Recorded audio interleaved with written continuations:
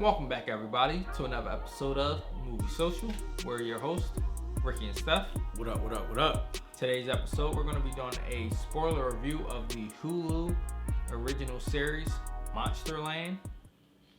It's an anthology series.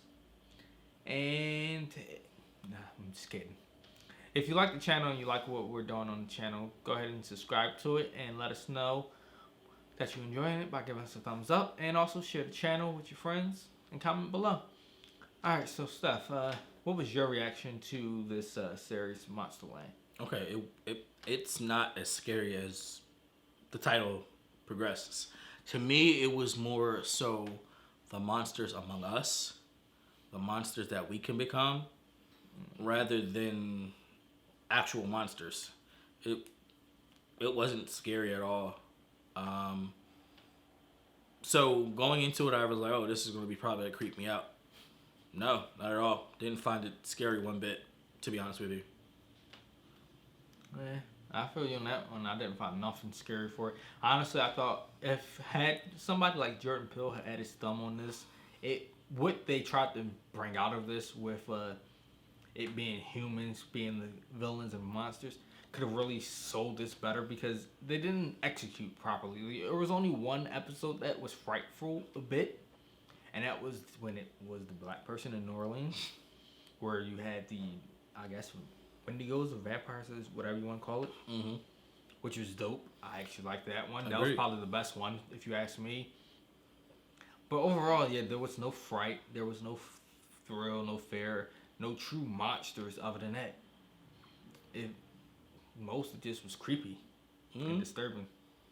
So my favorite part would be the fact that it's an anthology. Like, you had someone who was in the first episode, but then she started to slowly appear in the other ones.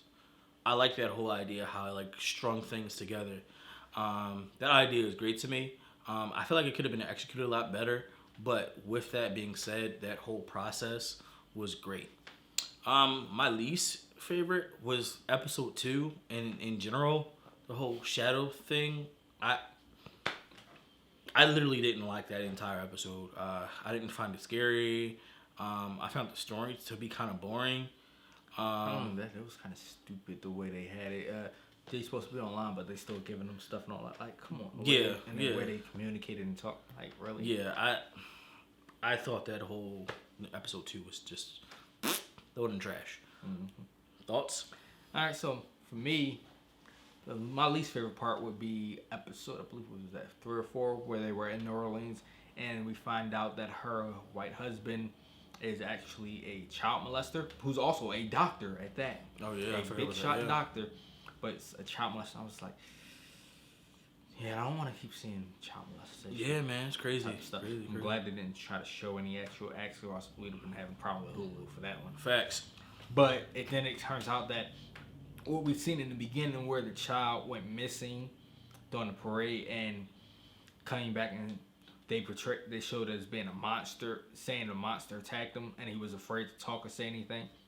And we later find out that it was the stepfather that molested him as the child in the bathroom, and that's why he was acting the way he did, and he tried to stay away. And the mom kept thinking it was a monster. She really knew what happened, or she had an idea of what happened the whole time, but never wanted to believe it, and that's what created the so-called Wendigo or vampire to be the monster on the show, and it eventually caused her to stab out her eardrums.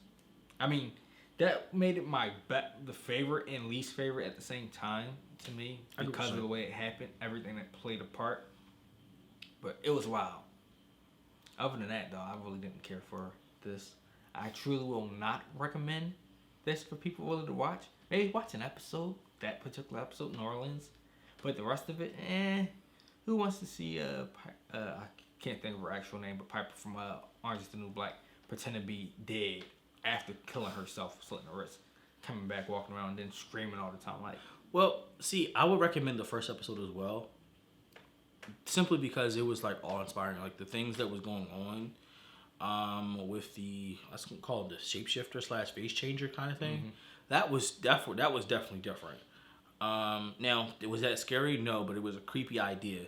I would recommend that one. I definitely recommend the New Orleans episode as well. I think that was at 4 or 3. Yeah, I believe so.